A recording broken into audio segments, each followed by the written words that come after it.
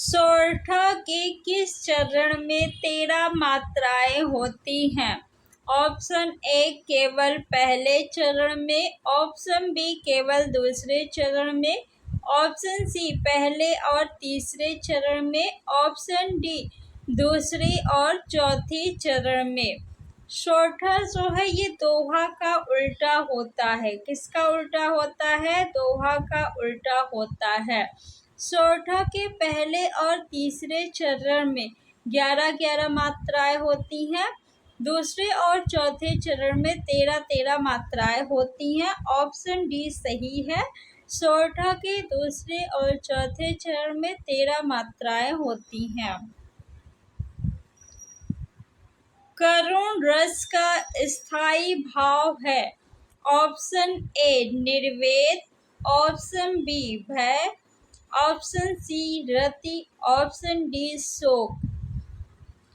निर्वेद जो है ये शांत रस का स्थायी भाव है। भय भयानक रस का स्थायी भाव है।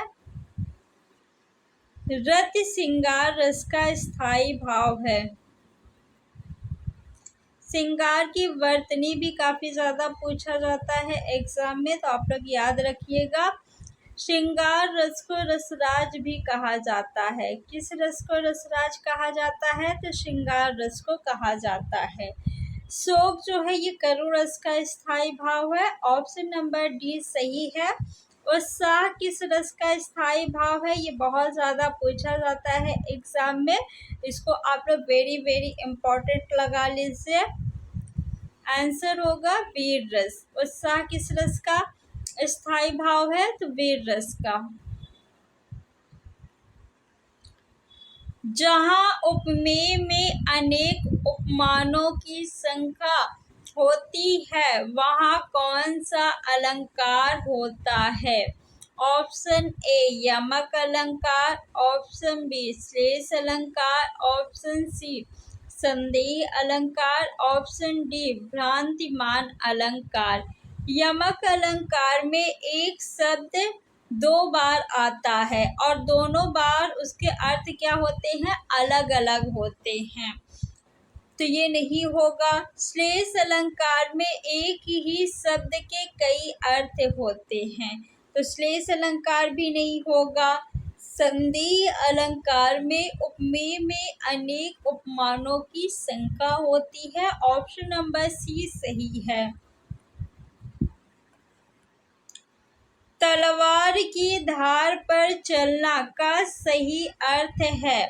ऑप्शन ए पराजित कर देना, ऑप्शन बी तलवारबाजी में कुशल होना, ऑप्शन सी नुकीली वस्तु पर चलना, ऑप्शन डी कठिन कार्य करना। तलवार की धार पर चलना मुहावरे का अर्थ क्या है? कठिन कार्य करना। ऑप्शन डी सही है। आकाश पाताल के बीच लगने वाला चिन्ह है। ये जो चिन्ह लगा है इसे आपको बताना है कि ये कौन सा चिन्ह है। ऑप्शन ए अल्प विराम चिन्ह, ऑप्शन बी विस्मयादि बोधक चिन्ह, ऑप्शन सी उद्धरण चिन्ह, ऑप्शन डी योजक चिन्ह। अल्प विराम का चिन्ह इस तरह होता है, विस्मयादि बोधक का चिन्ह ये है, उद्धरण चिन्ह आपका इस तरह होता है, योजक चिन्ह ये है। तो ऑप्शन नंबर डी सही है, योजक चिन्ह। जर जरा शब्द युग्म का सही अर्थ भेद है। ऑप्शन ए मूल रोग, ऑप्शन बी बुखार जला हुआ, ऑप्शन सी ज्वार भाटा, ऑप्शन डी दौलत अल्प। जर और जरा के बीच जो चिन्ह लगा है इसे क्या कहते हैं? इसे योजक चिन्ह कहते हैं। ऑप्शन नंबर डी सही है। जर मीन्स होता है दौलत, जरा मीन्स अल्प। टीका का अनेकार्थक शब्द नहीं है। कौन सा नहीं है ये बताना है। ऑप्शन ए है तिलक, ऑप्शन बी फलदान, ऑप्शन सी व्याख्या, ऑप्शन डी आडंबर। तो ऑप्शन डी आडंबर बिल्कुल सही है। ये टीका का अनेकार्थक शब्द नहीं है। तिलक, फलदान, व्याख्या, ये टीका का अनेकार्थक शब्द है। आपेक्ष का विलोम शब्द क्या होगा? ऑप्शन ए असापेक्ष, ऑप्शन बी निष्पक्ष, ऑप्शन सी निरपेक्ष, ऑप्शन डी सापेक्ष। आपेक्ष का विलोम निरपेक्ष होगा। ऑप्शन नंबर सी सही है। यामिनी शब्द का पर्यायवाची शब्द नहीं है। ऑप्शन ए निशा, ऑप्शन बी विभावरी, ऑप्शन सी राका, ऑप्शन डी समन। यामिनी का पर्यायवाची शब्द निशा है, विभावरी है, राका है, लेकिन समन नहीं है। तो ऑप्शन नंबर डी आपका सही है। देश सेवा में कौन सा समास है? ऑप्शन ए कर्मधारय समास, ऑप्शन बी द्विगु समास, ऑप्शन सी तत्पुरुष समास, ऑप्शन डी बहुव्रीहि समास। देश सेवा का समास विग्रह होगा देश की सेवा। क्या होगा? देश की सेवा। की क्या है? कि आपका जो है ये कारक चिन्ह है। कि क्या है? कारक चिन्ह है। तो कारक चिन्ह का लोप किस समास में होता है? तत्पुरुष समास में होता है। ऑप्शन नंबर सी सही है। समास का विलोम शब्द क्या होगा? एग्जाम में काफी ज्यादा पूछा जाता है। तो समास का विलोम व्यास होता है। समास का शाब्दिक अर्थ भी पूछा गया है एग्जाम में। तो समास का शाब्दिक अर्थ होगा संक्षेप। समास के कितने भेद होते हैं? 6 भेद होते हैं। कितने भेद होते हैं समास के? 6 भेद होते हैं। किस वर्ण का उच्चारण तालु से नहीं होता है? ऑप्शन ए जा, ऑप्शन बी जा, ऑप्शन सी झा, ऑप्शन डी का। चा, छा, जा और झा, इसका उच्चारण किससे होता है? तालु से होता है। किससे होता है? तालु से होता है। लेकिन का उच्चारण किससे होता है? कंठ से होता है। तो किस वर्ण का उच्चारण तालु से नहीं होता? का। ऑप्शन नंबर डी सही होगा। निम्न में से कौन सा शब्द स्त्रीलिंग नहीं है? संतान, सवारी, बुलबुल, भेड़िया। भेड़िया क्या है? पुल्लिंग शब्द है। ऑप्शन नंबर डी सही होगा। संतान, सवारी, बुलबुल ये स्त्रीलिंग शब्द है। कैसा शब्द है? स्त्रीलिंग शब्द है। र रेफ से निर्मित शब्द कौन सा है? ऑप्शन ए सर्द, ऑप्शन बी श्रम, option C train, option D ग्रंथ। र रेफ से निर्मित शब्द सर्द है। ऑप्शन नंबर ए सही है। तालव्य ध्वनियाँ कौन से हैं?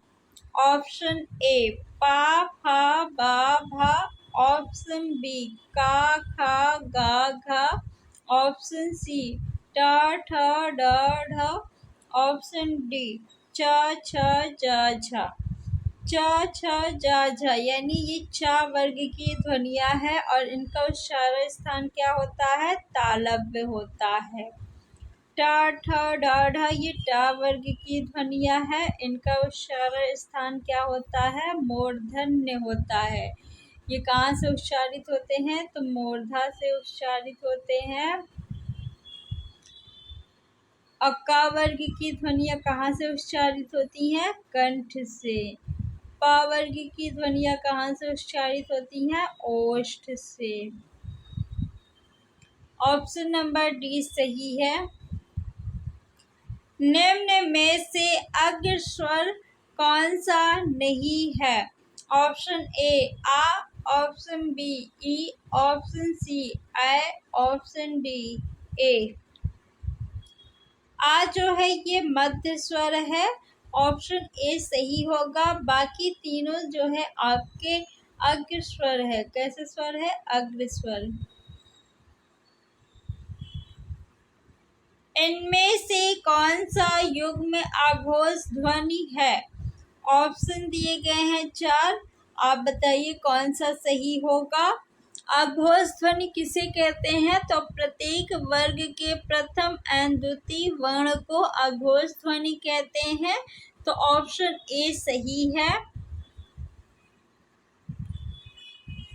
कौन सा शब्द तत्सम शब्द है? ऑप्शन ए अखाड़ा, ऑप्शन बी अगम, ऑप्शन सी कपूर, ऑप्शन डी एकत्र। अखाड़ा जो है ये तद्भव शब्द है। अगम ये भी तद्भव शब्द है। कपूर जो है ये भी तद्भव शब्द है। एकत्र तत्सम शब्द है। इसका तद्भव इकट्ठा होता है। चाय किस भाषा का शब्द होगा? Option A French, option B अंग्रेजी, ऑप्शन सी जापानी, ऑप्शन डी चीनी। अंग्रेजी भाषा का शब्द स्टेशन जो एग्जाम में पूछा जाता है। और कौन सा है? ट्रेन है। और क्या है? लालटेन है। जापानी भाषा का शब्द कौन सा है? रिक्शा। रिक्शा किस भाषा का शब्द है? जापानी भाषा का शब्द है। चाय किस भाषा का शब्द है? चीनी। और चीनी जो आप खाते हैं ना, चीनी चाय में जो डलती है चीनी, वो भी किस भाषा का शब्द है? चीनी भाषा का शब्द है। ऑप्शन नंबर डी सही है। वकील किस भाषा का शब्द है? ऑप्शन ए फारसी, ऑप्शन बी तुर्की, ऑप्शन सी अरबी, ऑप्शन डी पुर्तगाली। तो ऑप्शन सी सही है, अरबी। तिगुना चौगुना शब्द में कौन सा विशेषण है? विशेषण किसे कहते हैं? तो जो शब्द संज्ञा या सर्वनाम की विशेषता बताए उसे विशेषण कहते हैं। ऑप्शन ए क्रमवाचक, ऑप्शन बी गणनावाचक, ऑप्शन सी आवित्यवाचक, ऑप्शन डी अनिश्चित संख्यावाचक। तिगुना चौगुना जो है ये आवित्यवाचक विशेषण है। पहला, दूसरा, तीसरा, चौथा ये क्रमवाचक विशेषण होगा। श्याम ने गाना गाया होगा वाक्य में काल है। ऑप्शन ए आसन्न भूतकाल, ऑप्शन बी संदिग्ध भूतकाल, ऑप्शन सी पूर्ण भूतकाल, ऑप्शन डी सामान्य भूतकाल। कौन सा ऑप्शन सही है? श्याम ने गाना गाया होगा।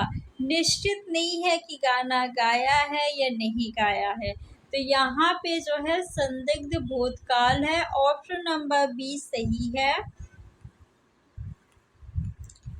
अच्छा शब्द का प्रयोग विशेषण के रूप में किस वाक्य में हुआ है?